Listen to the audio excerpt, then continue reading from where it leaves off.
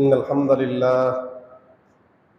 لله نحمده ونستعينه ونستغفره ونعوذ بالله من شرور أنفسنا وسيئات أعمالنا من يهده الله فلا مضل له ومن يضلله فلا هادي له وأشهد أن لا إله إلا الله وحده لا شريك له وأشهد أن محمدا عبده ورسوله اللهم صل على محمد وعلى آل محمد كما صليت على إبراهيم وعلى آل إبراهيم إنك حميد مجيد اللهم بارك على محمد وعلى آل محمد كما باركت على إبراهيم وعلى آل إبراهيم إنك حميد مجيد أما بعد فإن خير الحديث كتاب الله وخير الهدي هدي محمد صلى الله عليه وسلم وشر الأمور محدثاتها وكل محدثة بدعة وكل بدعة ضلالة وكل ضلالة في النار أعوذ بالله السميع العليم من الشيطان الرجيم بسم الله الرحمن الرحيم لإيلاف قريش إيلافهم رحلة الشتاء والصيف فليعبدوا رب هذا البيت الذي أطعمهم من جوع وآمنهم من خوف رب اشرح لي صدري ويسر لي أمري واحلل عقدة من لساني يفقهوا قولي رب زدني علما رب زدني علما۔ مختصر حمد و ثنا اور درود و سلام کے بعد قرآن مجید کی ایک سورۃ القریش نام کی آپ احباب کے سامنے تلاوت کی۔ اللہ رب العالمین سے دعا ہے کہ مجھے اس کا صحیح معنی اور مفہوم بیان کرنے کے بعد ہم سب کو اس پر عمل کی بھی توفیق نصیب فرمائے۔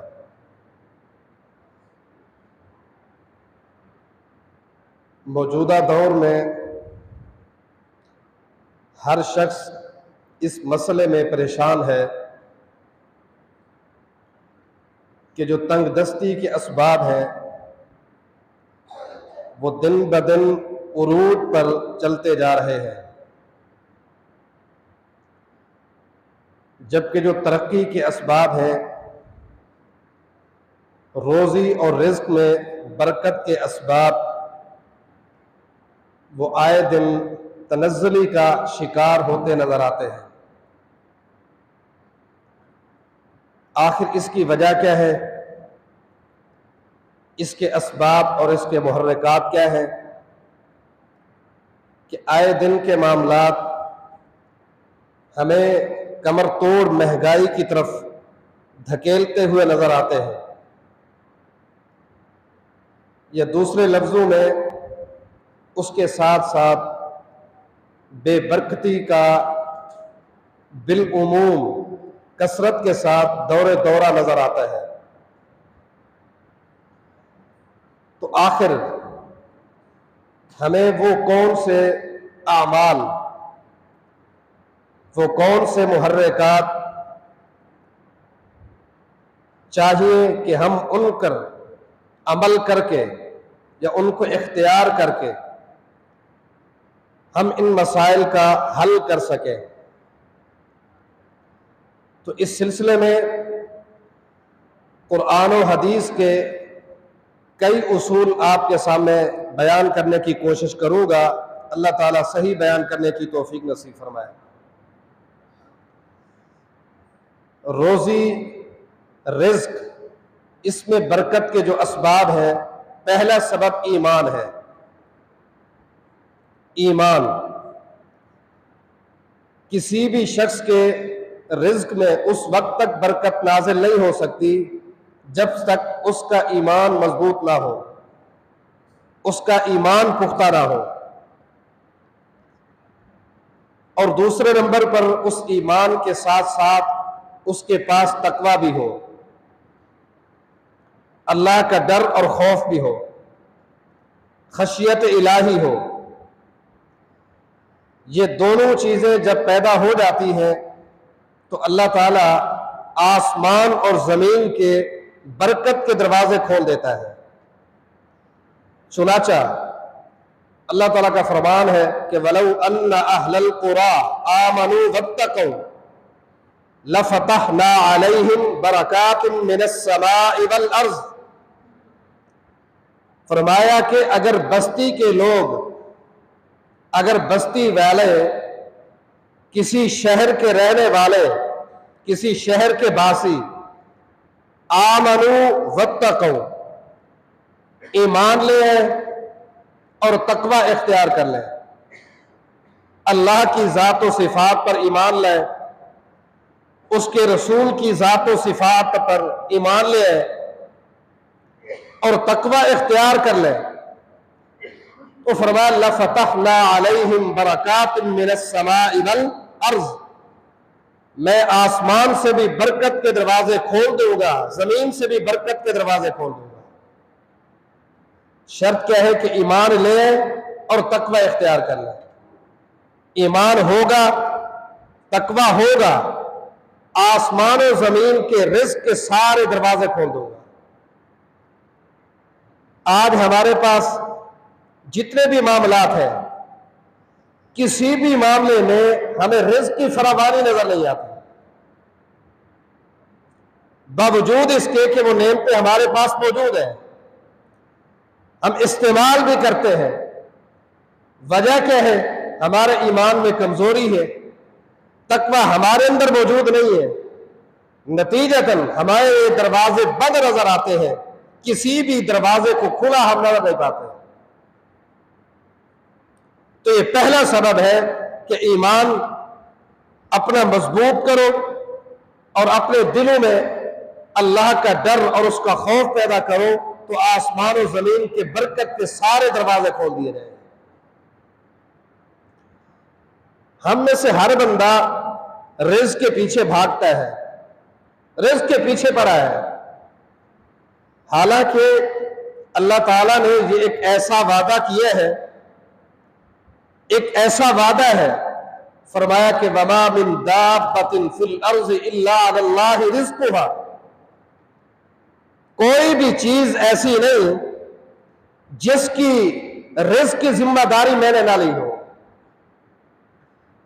بلکہ رسول اللہ صلی اللہ علیہ وسلم کا فرمان ہے، فرمایا کہ اتقوا اللہ واجملوا فی الطلب، لوگوں اللہ سے ڈرو اور رزق کے حصول میں احسن طریقہ اختیار کرو، بہتر طریقہ اختیار کرو، حرام نہ ہو، اس کے پیچھے بھاگو مت. کیوں؟ اس لیے کہ فَإِنَّ النَّفْسَ لَن تَمُوتَ حَتَّى تُسْتَوْفَى رِزْقُهَا، کسی بھی نفس کی، کسی بھی جاندار کی موت اس وقت تک واقع نہیں ہوتی جب تک وہ اپنا لکھا ہوا رزق نہ کھا لے. جو رزق اللہ تعالیٰ نے ہماری قدرت میں، ہماری تقدیر میں، ہمارے حصے میں لکھا ہے، ہمارے نصیب میں لکھا جا چکا ہے، جب تک وہ پورا نہیں ہوگا موت نہیں آئے گی. موت نہیں آ سکتی جب تک ہم اپنا رزق پورا نہ کھا لیں. تو فرمایا اتقوا اللہ واجملوا فی الطلب، اللہ سے ڈرو اور حصول رزق میں احسن طریقہ اختیار کرو، حرام سے بچو، حلال کی راہ اختیار کرو، حرام کے پیچھے مت بھاگو. جو تمہارے حصے میں لکھا جا چکا ہے تمہاری زندگی میں وہ تمہیں مل کر رہے گا. کئی بار ایسا دیکھا ہے کہ انسان کھانا کھا لینے کے فوراً بعد فوت ہو جاتا ہے، تو یہ تعجب ہوتا ہے کہ تندرست تھا، کھاتا پیتا تھا، چلتا پھرتا تھا، اچانک فوت ہو گیا ہے. اور بعض دفعہ ایسا بھی ہوتا ہے کہ کئی سال تک مریض اپنے بستر پر پڑا ہوتا ہے، اس کے جسم میں پانی کا گھونٹ بھی نہیں جا سکتا، پانی کا قطرہ بھی نہیں جا سکتا. کیوں؟ اس کا لکھا ہوا رزق وہ مکمل ہو چکا ہے، البتہ اس کی سانسیں باقی ہے، اپنی سانسوں کو مکمل کرنے کے بعد چلا جائے گا. اور بعض دفعہ سانسیں بالکل مختصر ہو جاتی ہیں، اور رزق باقی ہوتا ہے، نتیجتاً انسان اس رزق کو کھا کر فارغ ہوتا ہی ہے کہ فرشتہ اجل آ پہنچتا ہے۔ اس لیے فرمایا اس کے پیچھے مت بھاگو، ہم تمہیں بھی رزق دیتے ہیں، وَمَن لَسْتُمْ لَهُ بِرَازِقِينَ، اور انہیں بھی رزق دیتے ہیں جنہیں تم رزق نہیں دے سکتے، تمہارے بس کی بات بھی نہیں ہے، تم سوچ بھی نہیں سکتے۔ اور اس کا سبب کیا ہے کہ اپنے اندر اللہ کی ذات پر توکل، بھروسہ مضبوط کرو۔ پہلی چیز کیا تھی؟ ایمان اور تقوی، ایمان اور اس کے ساتھ ساتھ تقوی اختیار کرو۔ اب فرمایا کہ ایمان، تقوی اور اس کے ساتھ ساتھ اپنے رب پر اپنا اعتماد، اپنا بھروسہ، اس کو مضبوط کرو۔ اللہ کی ذات پر مکمل اعتماد کرو، مکمل بھروسہ کرو۔ رسول اللہ صلی اللہ علیہ وسلم کا فرمان، جامع ترمذی کی روایت، نبی علیہ السلام ارشاد فرماتے ہیں کہ لو انکم تتوکلون علی اللہ حق توکلہ، لوگوں اگر تم اللہ کی ذات پر اس طرح توکل کرو جس طرح توکل کرنے کا حق ہے، حق ادا کرو، بھروسے کا حق ادا کرو، لرزقکم کما یرزق الطیر، تو اللہ تمہیں رزق بھی اسی طرح عطا کرے گا جس طرح پرندوں کو رزق عطا کرتا ہے۔ تغدو خماسا وتروح بطانا، پرندے جب صبح اپنے گھونسلوں سے، اپنے گھروں سے نکلتے ہیں، خالی پیٹ نکلتے ہیں، جب شام کو واپس لوٹ کر جاتے ہیں تو پیٹ بھر کر واپس جاتے ہیں۔ اور کوئی بھی پرندہ ایسا نہیں کرتا کہ آج تو چلو کھا لیا، آج تو پیٹ بھر لیا، کل بارش ہو تو لہٰذا کل کے لیے آج کو جمع کر لیں، کل ہڑتال ہو یا کوئی اور مسئلہ ہو، آج تو پیٹ بھر لیا ہے، کل کے بارے میں بھی سوچ لو۔ سردی گرمی، لیل و نہار کے تغیرات، رد و بدل، کل کا کوئی علم نہیں، لہٰذا کل کے بارے میں بھی کچھ نہ کچھ میں جمع کر لوں۔ کوئی پرندہ ایسا نہیں کرتا، اس لیے کہ اس کا اللہ کی ذات پر اعتماد، بھروسہ مضبوط ہے۔ جب اس کا مکمل طور پر اعتماد ہے، بھروسہ ہے، توکل ہے، اس کو پتہ ہے جس رب نے آج دی ہے وہ کل بھی دے گا۔ تو فرمایا تم بھی اپنا بھروسہ، اپنا اعتماد مضبوط کر لو، تمہیں رزق اسی طرح دوں گا جس طرح وہ پرندوں کو رزق عطا کرتا ہوں۔ اس کے پیچھے بھاگو مت، اپنا اعتماد مضبوط کرو، اپنا بھروسہ مضبوط کرو۔ اور تیسرے نمبر پر اس کے ساتھ ساتھ استغفار کیا کرو، اپنے گناہوں کی معافی اور بخشش مانگا کریں، اپنے گناہوں کے بارے میں ندامت، گناہوں کا اگر اقرار ہو گیا تو پھر اس پر اصرار مت کرو، فوراً بخشش مانگو، استغفار کرو۔ اللہ تعالیٰ کا فرمان ہے فَقُلْتُ اسْتَغْفِرُوا رَبَّكُمْ إِنَّهُ كَانَ غَفَّارًا، کہ اللہ سے بخشش مانگو، گناہوں کی معافی مانگو، بے شک وہ تمہاری توبہ کو قبول کرنے والا ہے، تمہارے گناہوں کو معاف کرنے والا ہے۔ اور اس کے ساتھ ہی فرمایا يُرْسِلِ السَّمَاءَ عَلَيْكُمْ مِدْرَارًا، تم بخشش مانگو، تم توبہ کرو، تم استغفار کرو، میں تمہارے پر بارشوں کی برسات کر دوں گا۔ وَيُمْدِدْكُمْ بِأَمْوَالٍ وَبَنِينَ، تم استغفار کرو، میں تمہیں مال بھی عطا کروں گا، بیٹے بھی عطا کروں گا، مال بھی عطا کروں گا، بیٹے بھی عطا کروں گا۔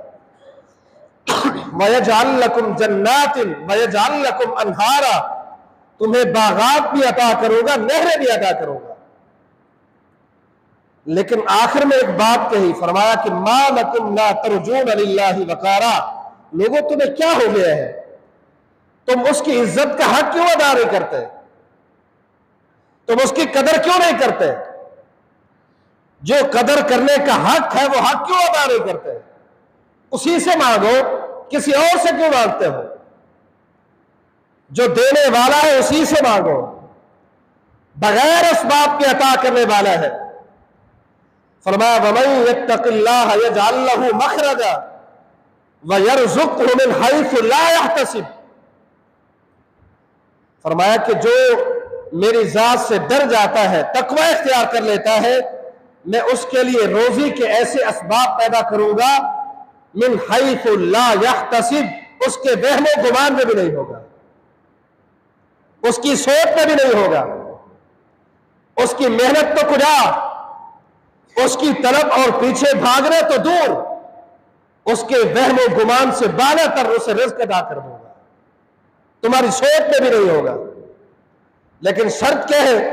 اپنے اندر ایمان پیدا کرو، تقوی اختیار کرو، استغفار کرو، اللہ کی ذات پر مکمل بھروسہ کرو، مکمل اعتماد کرو، وگرنہ یہ ساری چیزیں آپ کو ملتی رہے گی لیکن آپ پریشانی کا شکوہ کرتے رہیں گے۔ کیوں؟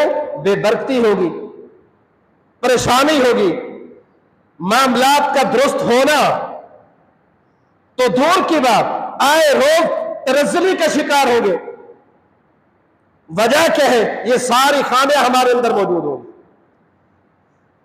اب دیکھیے نا قرآن مجید، قوم سبا، قرآن مجید میں اس قوم کے تذکرے سے ایک پوری سورت میں ذکر موجود ہے۔ سورت کا نام ہی سبا ہے، سورہ سبا یمن کا ایک شہر ہے، ایک بستی ہے جسے سبا کہا جاتا تھا۔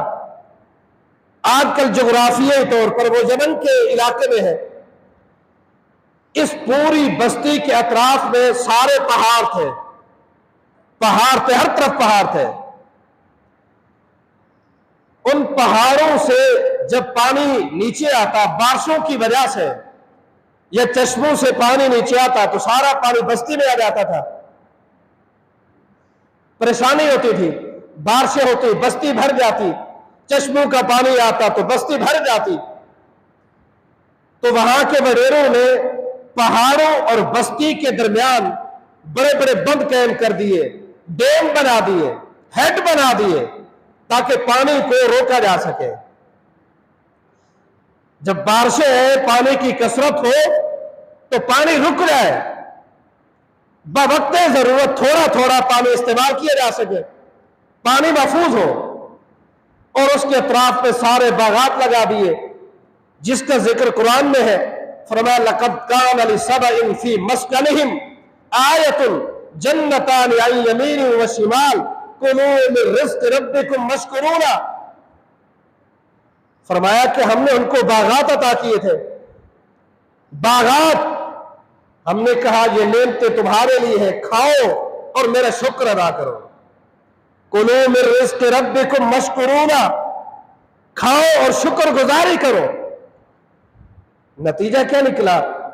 یہ نعمتیں استعمال تو کر لی، یہ نعمتیں کھا تو لی لیکن ہضم نہیں ہوئی، ہضم نہ کر سکے۔ فَأَعْرَضُوا فَأَرْسَلْنَا عَلَيْهِمْ سَيْلَ الْعَرِمِ وَبَدَّلْنَاهُمْ بِجَنَّتَيْهِمْ جَنَّتَيْنِ، فرمایا جب انہوں نے ناشکری کی، بغاوت کی تو ہم نے وہ سارے بند توڑ دیے، وہ سارے ڈیم ٹوٹ گئے، وہ سارا جمع شدہ پانی وہ بستی پہ چڑھ گیا، ساری بستی تباہ و برباد ہو گئی۔ جہاں وہ نعمتوں کے وہ جو باغات تھے، وہ بدلناہم بجنتیہم جنتین ذواتئی اکل خمط واصل وشیء من صدر قلیل، یہ سارے باغات ختم، یہ ساری نعمتیں ختم، صرف دو چیزیں باقی رہ گئیں۔ نمبر ایک، جھاڑی کے درخت۔ جھاڑی کے درختوں کو کیا کرو گے؟ یہ جھاڑی کے جو درخت ہیں، جھاڑوں کے درخت، کیا کس کام کے ہیں؟ اور دوسری چیز وَشَيْءٍ مِّن صِدْرٍ قَلِيلٍ، اور کچھ درخت بیری کے باقی رہ گئے تھے، بیری کے کچھ درخت۔ اور مفسرین نے لکھا ہے کہ وہ جو بیری کے درخت تھے ان میں بیر اتنے نہیں تھے جتنے اس پر کانٹے لگے ہوئے تھے، اور بعض بیر تو تھے ہی ایسے اس قدر خطرناک تھے کہ کوئی بیر اپنے منہ میں ڈالتے تو اس کا گلا بند ہونے شروع ہو جاتا تھا۔ وجہ کیا تھی؟ ہم نے نعمتیں عطا کی، ہم نے کہا کھاؤ پیو، لیکن اس کے ساتھ ساتھ شکر گزاری بھی کرو، نہ شکری نہ کرنا۔ آج ہماری صورتحال یہی ہے، کھاتے ہیں پیتے ہیں استعمال کرتے ہیں، ساری چیزیں ہیں، لیکن شکر گزاری کی بجائے نہ شکری کرتے ہیں۔ نہ شکری ہمارے اندر پیدا ہو چکی ہے۔ اگر نہ شکری ہم اپنے دل و دماغ سے نکال دیں تو یقیناً اللہ بہت ساری نعمتوں سے نوازے گا۔ لئن شکرتم لازیدنکم، شکر ادا کرو تمہیں زیادہ سے زیادہ عطا کروں گا۔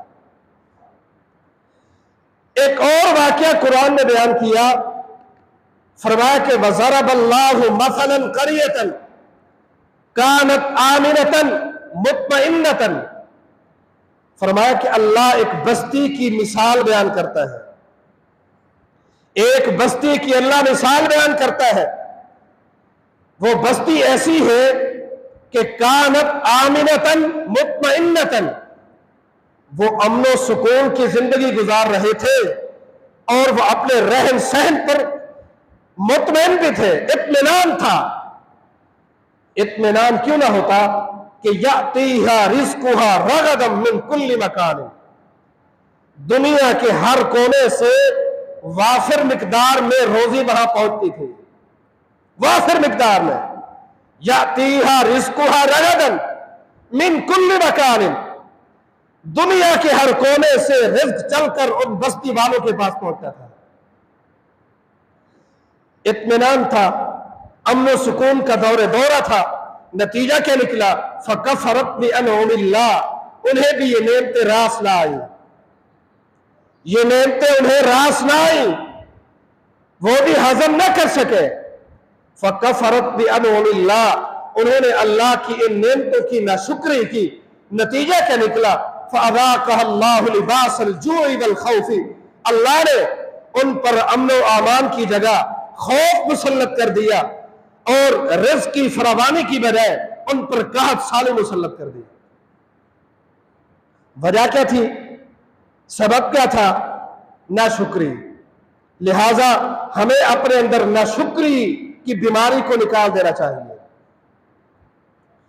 اچھا، ایک اور اہم بات، ہم میں سے اکثر لوگ اپنے رزق کی دعا تو مانگتے ہیں، رزق کی فراوانی اللہ تعالیٰ سے مانگتے ہیں، دعا کرتے ہیں، لیکن میرے خیال میں کوئی شخص ایسا نہیں ہوگا جس نے رزق میں برکت کی دعا مانگی ہو۔ رزق کی دعا ضرور مانگو، لیکن اس سے بہتر یہ ہے اس میں برکت کی دعا مانگو کہ اے اللہ جو رزق عطا کیا اس میں برکت پیدا فرما۔ نبی علیہ السلام دعا کیا کرتے تھے، صحیح مسلم کی حدیث، کہ اللہم بارک لنا فی ثمرنا، اے اللہ ہمارے پھلوں میں برکت نازل فرما۔ کسی چیز کی کثرت کا مطالبہ مت کرو، جو مل جائے اس پر اللہ کا شکر ادا کرو، البتہ وہ ہمیں ناکافی ہے تو اس میں برکت کی دعا کیا کرو۔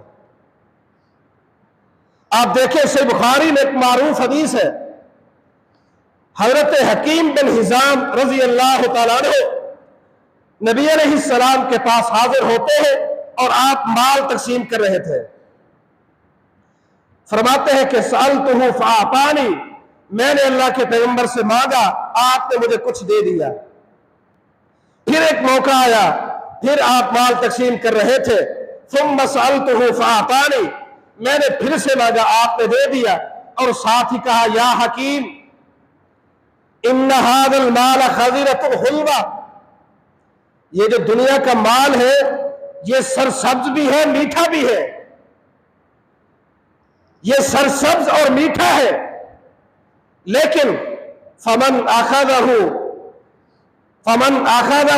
بسخاوۃ نفس بورک لہ فیہ، جس کو بغیر لالچ کے، بغیر طمع، بغیر حرص، بغیر سوال کے مل جائے تو بورک لہ فیہ، اللہ اس مال میں برکت پیدا کر دیتا ہے۔ ومن اخذہ باشراف نفس لم یبارک لہ فیہ، اور جس شخص کو اس مال کی طمع ہو، لالچ ہو، حرص ہو، اس کو مال تو مل جاتا ہے لیکن لم یبارک لہ فیہ، اس مال میں برکت نہیں ہوتی، اور اس کی مثال یوں ہو جاتی ہے وَكَانَ كَالَّذِي يَأْكُلُ وَلَا يَشْبَعُ، کہ جس طرح کوئی شخص کھا تو لیتا ہے لیکن سیراب نہیں ہوتا، پیٹ نہیں بھرتا۔ تو مسئلہ کیا سمجھ آیا کہ کسی چیز کی کثرت مت مانگو، چیز ہے پوری ہے اللہ کا شکر ادا کرو، اگر وہ پوری ہوتی نظر نہیں آتی تو اس کے لیے اس میں برکت کی دعا کیا کرو، کثرت کا مطالبہ نہیں بلکہ برکت کا مطالبہ کیا کرو کہ اے اللہ جو ہمارے حصے میں، ہمارے کھاتے اور نصیب میں جو رزق لکھا ہے اس میں برکت نازل فرما۔ بہرحال یہ چند اسباب رزق میں برکت کے حوالے سے اور جو بے برکتی کے اسباب تھے آپ کے سامنے رکھے۔ اللہ رب العالمین سے دعا ہے ہمیں ان پر عمل کی توفیق نصیب فرمائے۔ اقول قولی ھذا واستغفر اللہ لی ولکم ولسائر المسلمین۔